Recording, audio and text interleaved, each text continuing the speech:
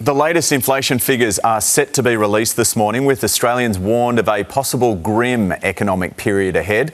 The next RBA decision hinges on today's data, with experts foreshadowing a likely rise, meaning an interest rate hike could be on the way too. Headline inflation currently sits at 3.4%, well above the Reserve Bank's target band. For more, we're joined by Dr. Christian Bayliss, founder of Fort Lake Asset Management. Great to have you with us. So, inflation, up or down?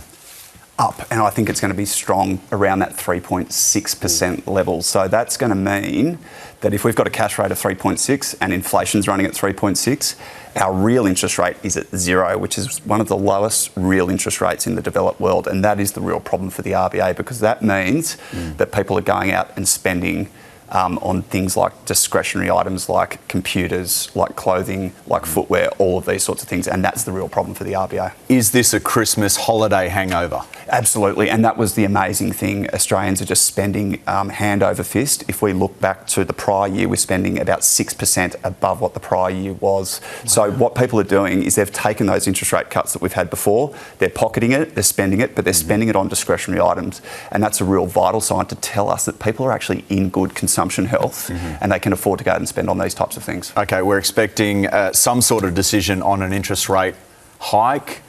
Could it go lower next week? Look, definitely not lower. It's going to be a 50-50 call between staying on hold or going. I'm leaning on the side of having to go. I think they're going to have to move early as an insurance cut, because what you do not want is, once the inflation journey gets back out of the bottle, you've got to do more heavy lifting down the road.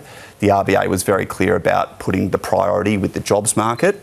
We live in a world of trade-offs. If you put jobs first, you put inflation second, and that's ultimately what's come home to pass here. Christian, are we in a hike cycle at the moment? Are they going to keep going up? How many could we have this year? Yeah, look, I mean, historically speaking, it's very rare that you see one hike. Usually there's a sequence. So we're probably looking at maybe 2, 3, 4 more hikes. Wow. Not this year, but maybe spread over 2027 as well. So yeah, it's going to be good for savers though. So we do have to remember that there are 20-odd million people out there with savings accounts, and those people will benefit. There's only 3.3 million odd households which have mortgages. So we do have to think more broadly across the community. Inflation figures, 11:30 a.m. this morning. You'll be watching. Thank you, Christian. Appreciate it. Here's Nat.